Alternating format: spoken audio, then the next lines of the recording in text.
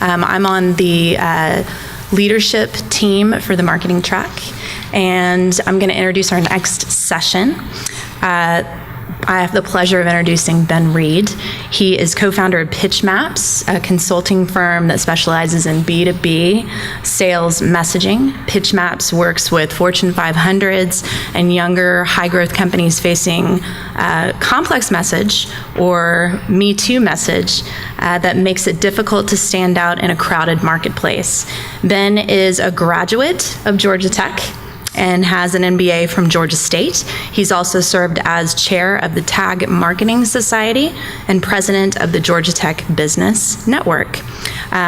This morning, we're going to hear about Find Your Message, the Pitch Perfect workshop for B2B marketer. Thanks. Thank you. Good morning, everybody. Great to be here with you today. Again, my name is Ben Reed, co-founder of PitchMaps, and as she said, we work with companies that are facing, typically one of three challenges. It's either that really complex message where, maybe it's a technology company or some kind of B2B complex message where it's just hard to distill what you say down into something simple, clear, memorable, and unique. And that's a big challenge for a lot of companies. And then the Me Too message is something we see all the time where companies are saying a lot of great things. You might be talking about, we've got great people, or we stand for excellence, or we've got really innovative technologies, or whatever it may be, but competitors are saying all the same things. And so the question there is, how do you differentiate? How do you come up with a message that's going to cut through the clutter and be unique and meaningful? And the third scenario, I think, is companies that just have a mixed message, where you ask 20 people in the company, what do you guys do? And you get 20 different answers. And that's just about every company we work with. So we have a lot of fun with this. Work with companies kind of all over, ranging from a health IT company in Boston to a mobile commerce company in Vancouver, and this summer working with a Fortune 500 insurance company in Cincinnati. But they're all struggling with one of those three things, or oftentimes all of them. And so what I want to share with you today is just some of the principles and tricks and tools of the trade that we've used with these companies in kind of helping them get to a more meaningful and unique, differentiated message. So this is a picture of my kids. How many of you guys have kids? Okay, great. So I'm sure you're well familiar with just the joy and the experience, and one of the funniest things that always cracks my wife and I up is just watching their speech develop, and the things that they come out with, mixing up pronunciation and words and different things. And so, for example, my son, if he agrees with you, he'll say, "Sounds like a plant, Daddy." If he's not sure what's going on, what do you did? But one of the big things he's been working on is, or we've been trying to help him with, is the personal pronouns. So when to use I versus you versus me and we and all that. And he's always mixing that up. So he loves, for example, going to see his cousins. My brother has a big family with lots of kids. And so he'll say, "I want to go see your cousins." And I'm like, "Your cousins or my cousins?" And or he wants you to pick him up. "Daddy, hold you." I'm like, "Hold you? Hold me?" But it's really funny. And so we found that companies really struggle with the same thing. When to say you versus we, and oftentimes the messaging is all about we, when it really should be about you, the customer. And so one of the big things we work on with companies is how to make that U-turn to really focus the message, take the focus off we and put it on you, the customer. So really, I just wanted to show you a picture of my kids. But what we're going to share with you today is 3 tools that we use with companies to help them kind of cut through the clutter and develop a more differentiated message. So the first is what we call the company cause framework. And it's a way to elevate your conversation beyond just the products and the services that you sell to really a differentiated message around what we call the cause. Next is competitor repositioning, a way to overcome and kind of differentiate yourself from the competition and overcome the most important competitor that you may not even be aware of. And number 3 is what we call the 5-point pitch, and it's just a simple, practical tool that you can use to craft any pitch you're going to make. So let's kick this off. So the company cause framework. If you look at the typical B2B decision maker today, we know from CSO Insights that 86% of the value propositions he or she hears basically go in one ear and out the other. So not remembering them, not acting on them, and it's a real problem for sales, it's a problem for marketing, and really for the whole organization. The typical, so we call this the company conversation, and it typically looks something like this. We've got these 4 vertical markets, here's our 8-step process, there's the 3 technology tools, and it's all great information, but the problem is competitors are saying all the exact same things, and it's kind of just going in one ear and out the other. The typical knee-jerk reaction is, okay, they're not remembering this stuff, they're not acting on it, they must just need more information. So we add 50 more slides to that capabilities deck and 8 more paragraphs to the email blast, and it's still just kind of going in one ear and out the other.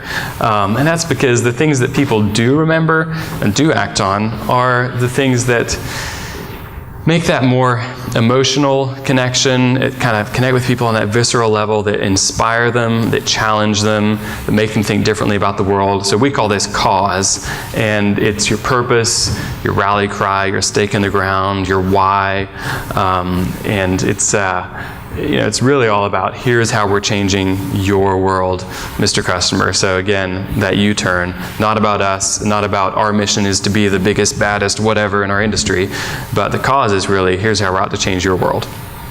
Always helpful to look at examples from the consumer world. So when I say Nike, you say, just do it, right?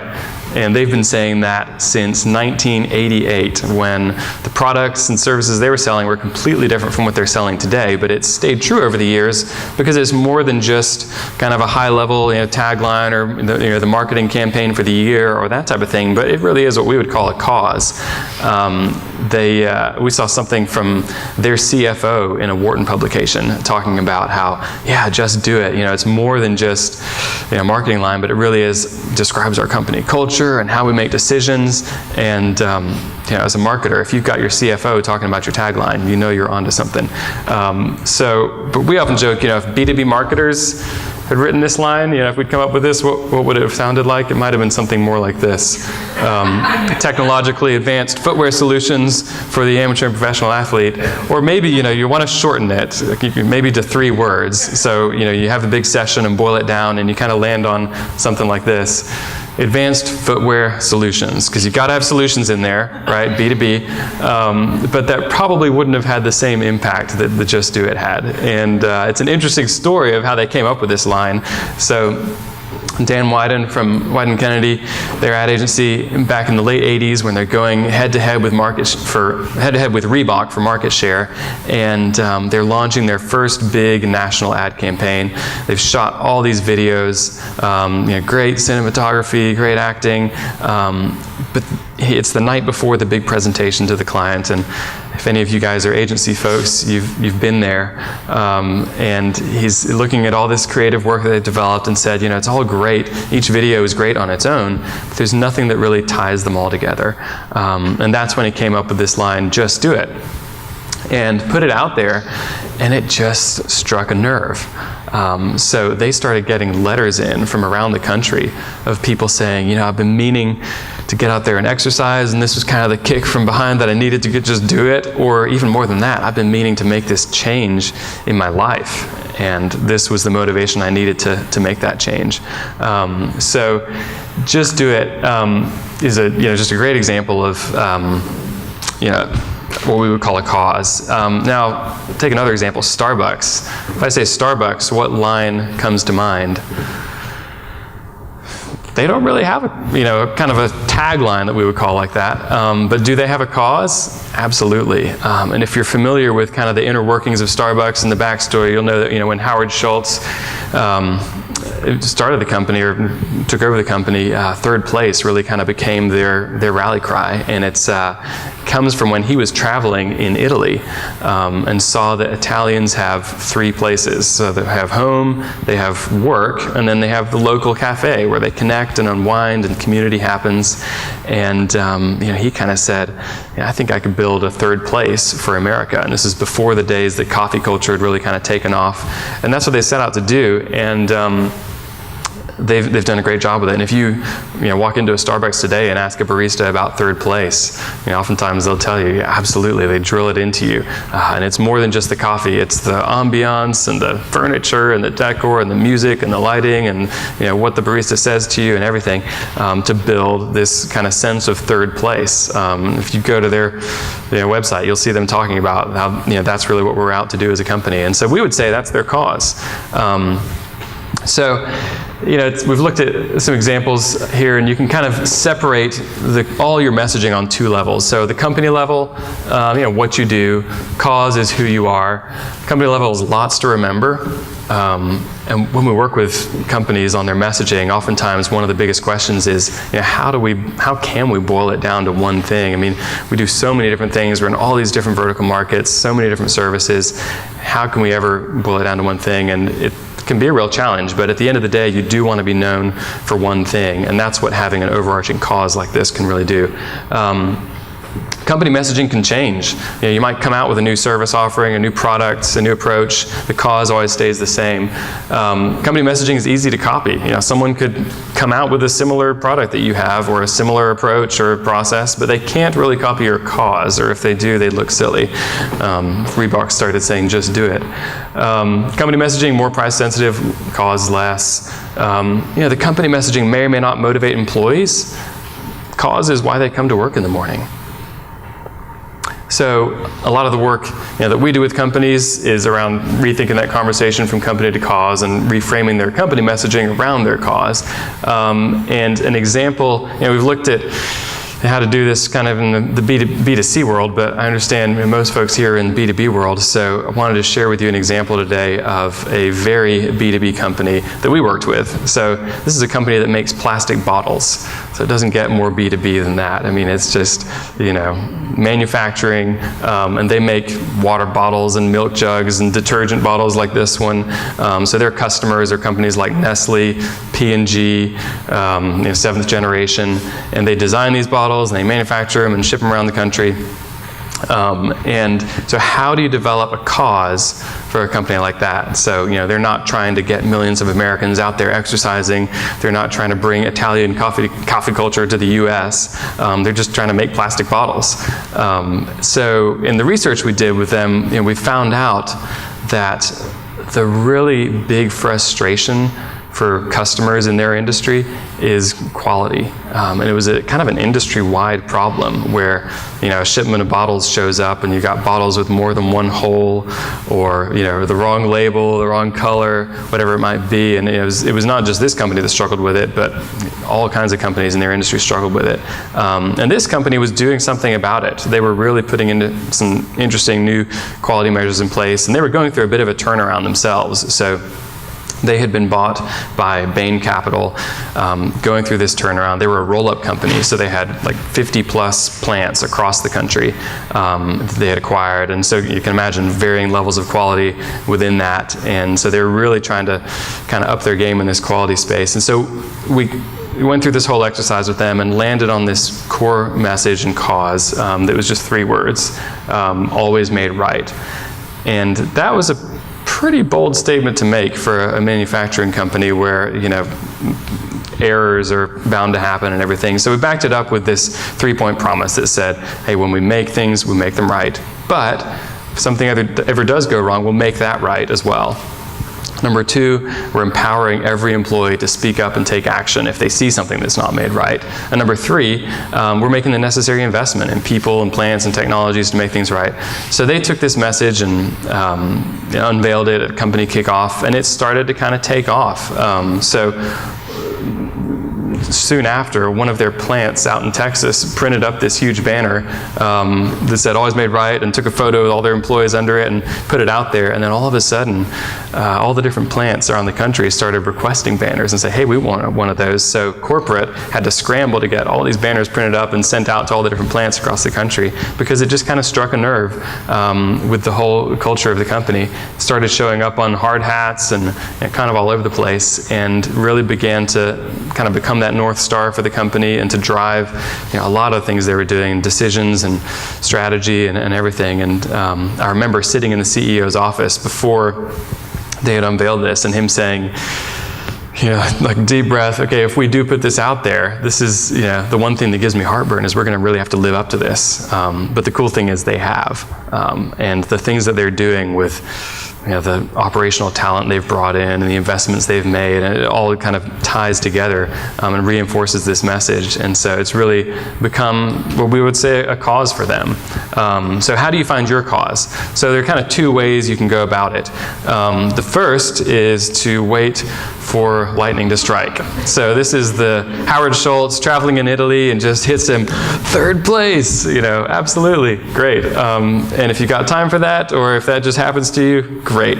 But oftentimes it takes a little more work, and the other way is to drill down to your cause. So when we do this with companies, it looks something like, kicking off with their leadership team and doing interviews and looking at what the marketplace is saying and competitors, and going through this whole drill down process. And usually by the end of that, the cause is starting to emerge, and then it kicks over to kind of the art part of the art and science of how do you put that into words. And so at the end of the day, it's the thing that really makes the most difference is it's got to be authentic. It's got to be true you. If it's not, customers will see right through it. And it's funny, companies have all the same insecurities that people do. So when we work with small companies, oftentimes we hear, hey, we're too young, we're too small. Can you make us sound bigger? And we say, hey, if you are small, own small, because small is nimble and fast, and you can change on a dime. You care more about the customer and about each new deal that you win, and that can be a real advantage. So own small.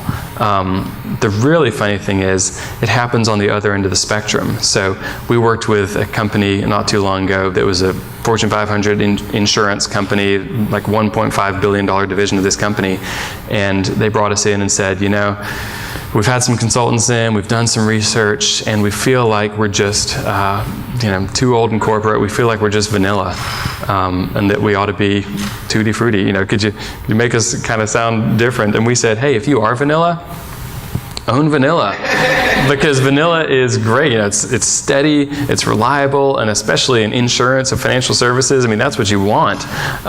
So build your message in a way that leverages that advantage. And we told them, hey, you'll never be first to market with a new product, but when you do bring something out, it'll actually work. And so there are a lot of advantages to that. But building your message around authenticity, true you, is a huge part of this. And again, it's got to be that you focused. Here's how we're changing your world, not focused on, here's how we're out to build the biggest company to do whatever. So you could think of it something like this.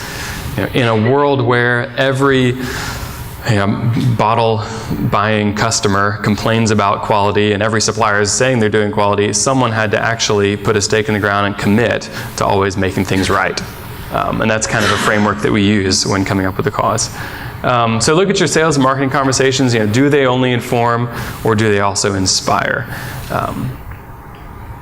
Competitor repositioning. So when we work with companies, we typically find that the number one competitor that they're facing, and you probably find this as well, is not the big market leader that's on every RFP shortlist.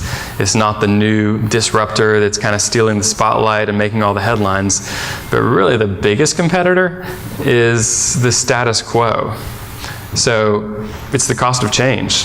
A company will put out RFP, listen to a bunch of pitches, sort through proposals, and then decide to do nothing because change is risky and scary, and especially in B2B, when a lot of money at stake with each decision, the status quo is really the biggest competitor. And there are studies that show that more deals are lost to no decision than to anything else.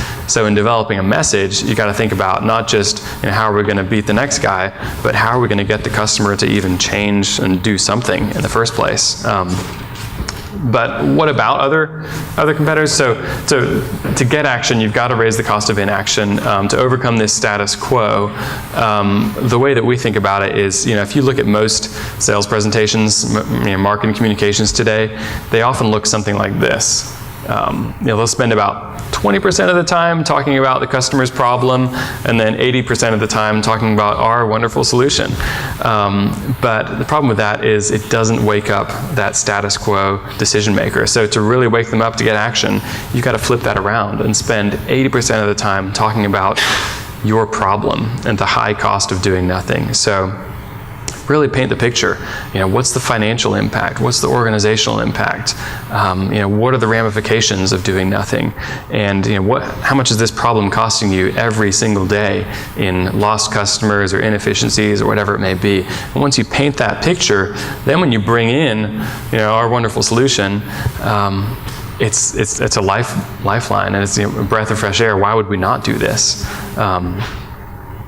So take that problem and use that as a wake-up call to overcome the status quo. But sometimes you do still have to overcome other competitors. So one way that we often kind of look at positioning against the competition is, and this doesn't work for every business, but if you can do this, it's a neat little kind of process here, but we call it the Goldilocks positioning. So Goldilocks and three bears, 3 bowls of porridge, one's too hot, one's too cold, one's just right. We worked with a company recently in the fintech space. They're one of the top 3 payment processing companies, and I learned more than I ever wanted to know about what happens when you swipe your credit card. But they were in an interesting space, and lots going on there with all the security breaches and all this stuff. And so but they were positioned really uniquely where all their competitors kind of fell in one of 2 categories. They were either these really big, large, bank-type competitors, or these smaller disruptors like a Square or somebody like that. They're doing new things, and so there was an opportunity there.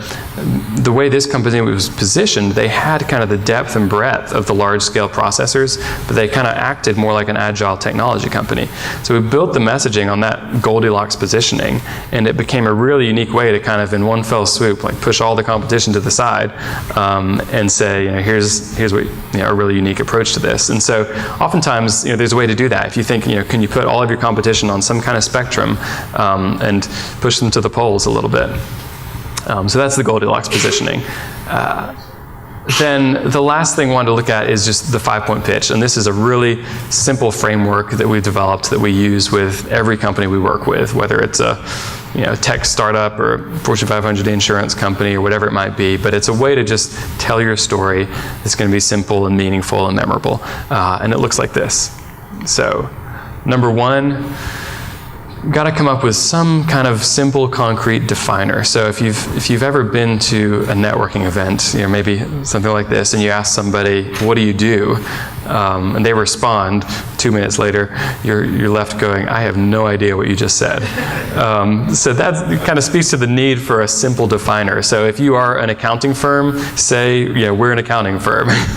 Don't say, "Well, we devise financial solutions for companies that are trying to maximize this and get over that." Just tell them what you do. Number 2 is the eye opener. We think of this as kind of telling someone they're on the wrong plane. So if you imagine, it's actually funny, I just saw something on Facebook where somebody said there's in the Atlanta airport, there's a terminal that says, "Welcome to Raleigh-Durham." But anyway, if you imagine boarding a plane and, sit down, fight for your elbow room, and the guy next to you says, "So what are you doing in Miami today?" And you say, "Miami? I thought we were going to Chicago." All of a sudden, he's got your attention. So in your messaging, if there's a way to tell customers that they're on the wrong plane, to say, "Hey, you think the world is going this way, but really it's going this way," or "You're trying to solve the problem doing this, but that's actually going to make it worse. You got to think about it like this. Some kind of eye-opener that's going to make people wake up, pay attention, and think about the world a little bit differently. Oftentimes this is really just introducing kind of a threat or a danger or a problem, then solve that problem with a solution. We usually do this in kind of a 3-part solution format. Then a reason to believe. How do I know you're legit? How do I know that you're telling the truth? Then the call to action, the offer, always ask for that next step. As marketers, you know that you've got to always end with a call to action to get that next step. So here's what this looks like for just a really simple example for a small company we worked with in the promotional marketing space. And so we landed on this definer that says, hey, we're the promotional marketing specialists for professional services firms. So it tells you exactly what they do, but there's a little bit of a uniqueness there. It's specialized in this industry, professional services firms. So they're doing, basically, all those promotional products for law firms and companies like that. The eye-opener was, hey, 87% of people remember the company that gave them a promotional product, but make sure you're remembered for the right things.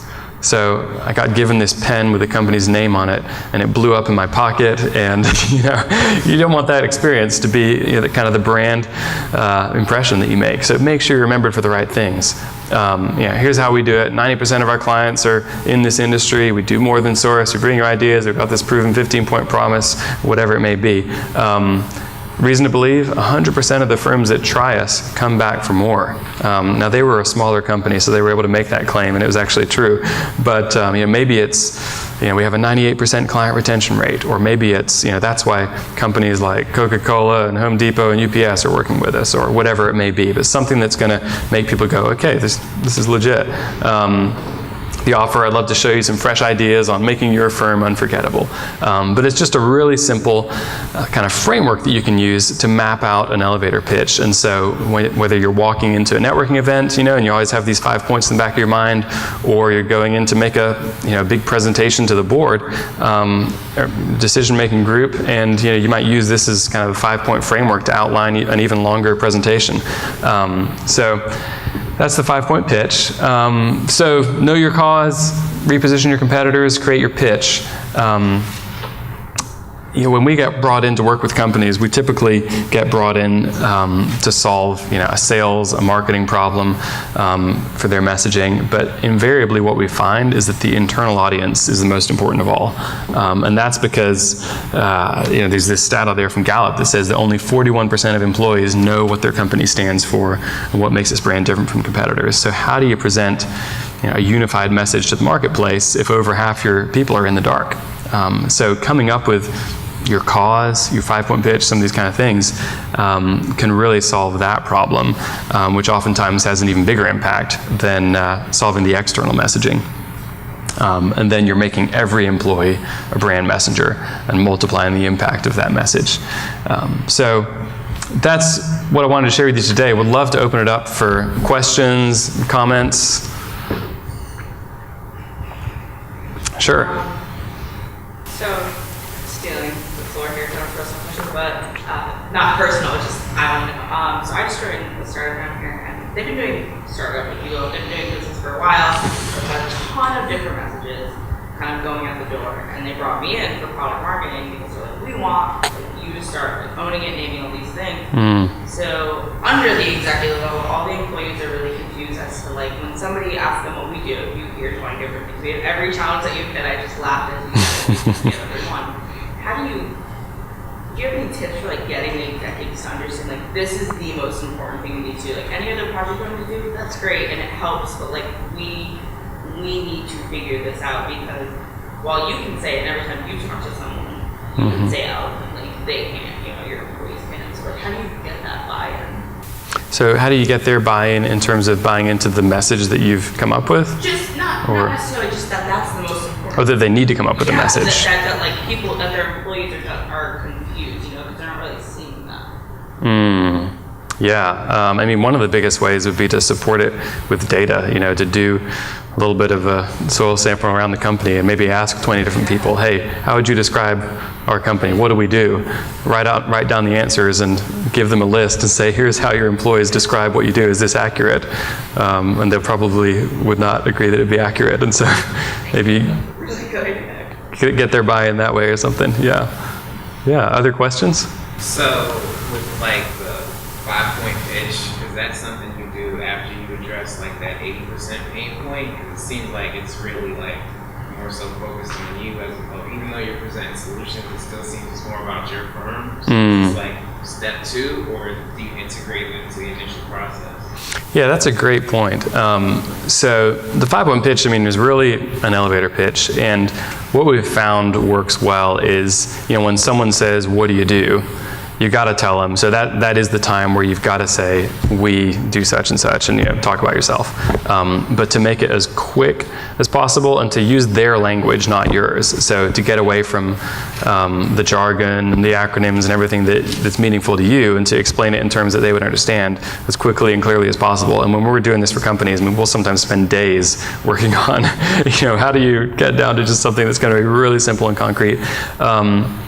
But then the eye-opener is where this conversation, the focus really shifts from us to you. And that's where you want to paint the picture of some kind of problem in their world, to tell them they're on the wrong plane. Sometimes we'll bring in, a third-party stat, like that 87% of people remember you for the things you give them or whatever. But oftentimes it's just kind of an insight or something that makes them think differently, but it's always about their world. And then the focus kind of shifts to the solution, which, yes, it is about us, but there's a way that you can frame that it's still about them, to say, hey, if you were to solve this problem, here's what it would take. You need this, you need that, you need the other, as opposed to we do this, that, and the other. And then once you get to that reason to believe, then you can kind of bring it back to, and that's why companies, choose us, because we've done this, that, and the other. So does that make sense? Yeah. Cool. Sure. The place where I work, nobody can seem to make a decision unless they have studies and focus groups, and everything is based on research. Very little is based on intuition. How do you deal with companies that are just so timid in their approach that they have to have reams of research to be able to Don't get me on my soapbox. I think, in our business environment and culture, we've become so data-driven that people are scared to make a decision without, like you said, reams of data. And I think oftentimes we lose that gut, intuition that is so important, especially in creative work, coming up with a message. We've seen this happen where, companies, instead of choosing the right message that's really, obviously going to be the best fit for them, they'll do some kind of survey that's not really well crafted and come back with some data and, go with that because the data supported it, even though it wasn't really very good data. And anyway, but I think you do have to, in that type of environment, you do have to show people some amount of, of evidence base to drive the message. And so what we do is, we'll do interviews internally and externally and present, hey, here's what your people are saying, here's what your customers are saying. Given that, here's where we think the message should go. And that's a lot more meaningful than if we just say, okay, great, you've hired us to come up with a message. We're going to go away and, put a bunch of creatives in a room and throw some ideas against the wall and see what sticks and come back to you. But taking that more rigorous approach on the front end, then by the time we get to actually presenting, okay, here's the message, usually they've kind of bought in with you along the way, and you've presented that, okay, this is based on evidence, it's research driven, it's not, quantitative surveys, but at least we've got some insights and things that we're drawing from these interviews that we've done. And then that kind of answers enough of the needing to make a data-driven decision for people without actually doing huge quantitative surveys. So I don't know if that makes sense, but yeah. Other questions? Sure. So the company that I work for, we have a wholesale division as well as kind of the regular division that deals with more end customers. Sure. What are your thoughts on sub-branding? Because we have a lot of different industry segments that we serve, but we've really kind of separated it based on dealers versus non-dealers. What are your thoughts on should that be simpler? Should it be more sub-branded to try to capture that message, more succinctly and not kind of be everything to everybody? Or I don't know, what are your thoughts there? Yeah, that's a great question. And that's often the case with companies that we work with, whether it's channel versus direct, wholesale, whatever, or maybe it's just these different industries. And so our answer is usually at the end of the day, you do want to be known for one thing. So, one website that has one clear message on it, and then you can kind of divide from there. But that's the challenge, is coming up with a message that's robust enough to speak to both categories. One example would be, we worked with a company in the IT staffing space, which is really competitive market, especially, here in Atlanta, you go to an event and there's like 10 IT staffing people there knocking on your door. And great business, but very competitive. So they have to speak to clients that they're trying to pitch. They're trying to pitch Cox or Home Depot or somebody and say, hey, we'll find the talent for your IT needs. But they're also trying to pitch candidates and say, send us your resume. And so it's, how do you come up with a message to both that's going to be meaningful? And so this particular company, they've since sold, but at the time, the message we developed for them, again, we went through this kind of rigorous process and did some interviews and found that what was unique about them was this much more kind of high-touch, hands-on approach, and the cause we landed on was a more human approach to the people business. And we had this whole thing of humans versus robots and all this stuff, but it was a message that at the high level kind of spoke to both audiences. So to the candidate, you want a more human approach of somebody who's going to really listen to you and not just look at a resume, but actually talk to you and that kind of thing. To the client, you want a more human approach. You want someone who's going to actually listen to your needs. And you can see how it kind of plays out to both audiences. So I think finding a message that's going to speak to both at the high level, but then it obviously needs to kind of divide out from there. And once you get down into the nuts and bolts of your elevator pitch, you might have 2 versions of a 5-point pitch, for example, things like that. But you've got that one overarching cause.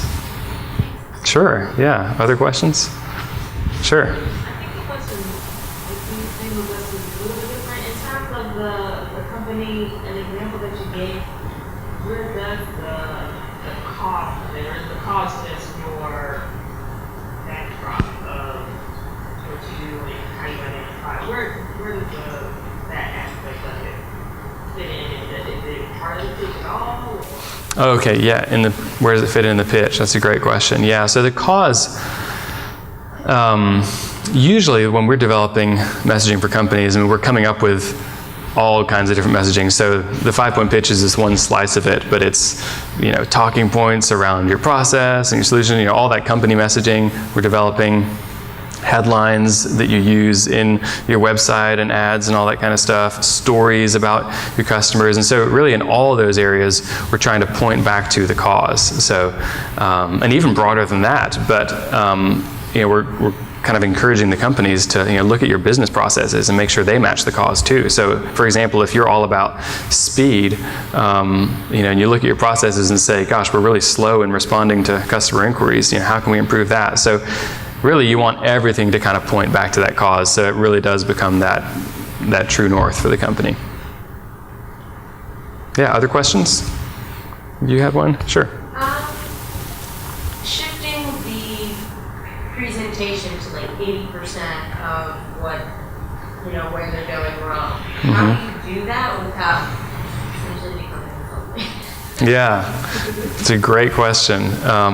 And I think a phrase you can use in opening that dialogue is to say, when we work with companies like yours, the 3 biggest challenges we're seeing are this, and this. Does that resonate with you as well? And they'll be, oh yeah, that's a huge problem. Let them go off and describe the problem themselves. But as opposed to saying like, you're really stupid because. But to say, here's the problem we see with other companies that are similar to you in your industry that they're facing. Is that a problem you're facing as well? Is a way to kind of kick off that dialogue. And then it becomes more of just a discussion about the problem as opposed to about them. So if that helps. Okay, so like providing like slides showing, like highlighting, where they're going wrong, maybe on their website.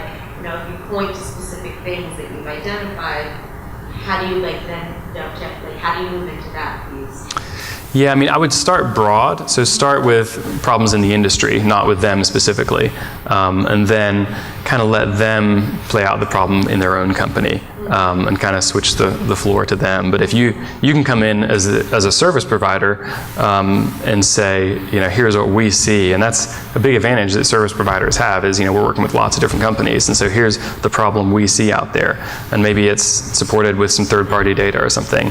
But then let them kind of take the reins and talk about what that looks like in their own company.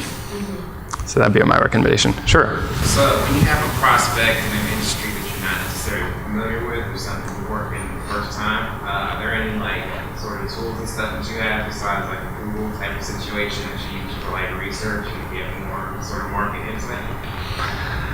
It's a great question, and there's probably a lot of different ways you could tackle that. But yeah, when we're going to talk with a prospect, a lot of it is Google, to learn about their industry. But then also, talking to people that might be in that industry and asking them what are the key issues, what are the key challenges, that type of thing would be another approach you can take. Yeah, sure. When you're talking to a company and you're helping them define what their message is, tell me about that dialogue. Do you say, what are your customers saying about you? What do you think you are? What is missing in the marketplace? How do you approach that? Yeah, our approach is a little bit different from what a lot of companies do. So a lot of companies take a very collaborative, tell us what you think you are, and we'll come up with kind of a better way to tell that. We take a little bit more of a kind of, we drive the message a little bit more than that. So we do a session with the leadership team and kind of get all their input and everything. Tell us about yourselves, who's your target audience, and what are their pain points, and when does the light bulb go off, and everything. And then we'll talk to, give us a handful of your salespeople to talk to so we can grill them. Then give us, some of your customers to talk to, we can grill them. Then we'll look at your competitors and see what they're saying. But then it switches to kind of the creative part of coming up with a message, and then we come back to them and say, here's what we really think the message is. As opposed to, here are 5 different ideas and directions you could go in, we say, we think your message is X, and come back with kind of one idea, which is really scary and probably not the smart way to go about it, but it's worked so far. But it's kind of that, if you do a lot more rigor on the front end, then you can take more of that laser approach as opposed to the shotgun approach of, well, we could say this or we could say that, but you kind of narrow it down further and further and further and further until you get to that one message. And then usually by the time you've done all that digging, that message is kind of staring you in the face, and then it's just a matter of putting it into words. So, sure. So our company's been around for about 65 years, and I know we've changed the brand message a handful of times. It's grown and evolved. What's your, what would your advice be for a company that's considering a transition in terms of their brand message? Because it's not like people do that every day. Yeah. And it almost becomes, in some ways, it's easier today, but it's also harder. Technologically, it's easier, but after that amount of time, it's harder to change your message with all your customers that we're accustomed to what you have. Yeah. How do people make that transition, and what kind of issues do you have to kind of coach them off the wall from? Yeah, so we go through this whole, what we call alignment plan with companies. Once we've come up with a message to say, here's how to align sales around the message, marketing, and kind of your whole culture, and it gets into everything from, it's really kind of a checklist of action items of, and some of the things to think about is, have a kickoff event with, to unveil the new message so people realize, hey, this is a big deal. But don't stop there. Then you want to keep it fresh over time so it doesn't become like this one big bang and then drops off. But to spike it, throughout the coming weeks and months with maybe it's an email campaign, once a week an email pops in with a new element of the messaging, or, point 3 of our 5-point pitch, remember this, or whatever it is. And then, with the sales teams to do some training, because it can be very difficult to change behavior and get people to talk about your company in a different way. So we bring in a trainer who does a lot of role playing and works with sales professionals to really say, okay, here's how to really own this new message and apply it to your next customer conversation. But yeah, it's a big change management thing, really, coming up with a new message. And the companies that really do well with it see a lot of success. And oftentimes it's about having that buy-in from the top, so that the whole company realizes this is, CEO has bought into this, and maybe have that person present the new message to the company or something. And then getting the homepage right, every word on there to make sure that it supports the message, and really just carrying it out over a series of time. So yeah. Sure. Is this slide going to be available? No, actually, sorry. But if you email me specific questions, I could send them to you for sure. My email address is just ben@pitchmaps.com. So, yeah. Other questions, or we can wrap it up here. Thank you so much for your time, and really appreciate all the questions and comments. So, enjoyed it.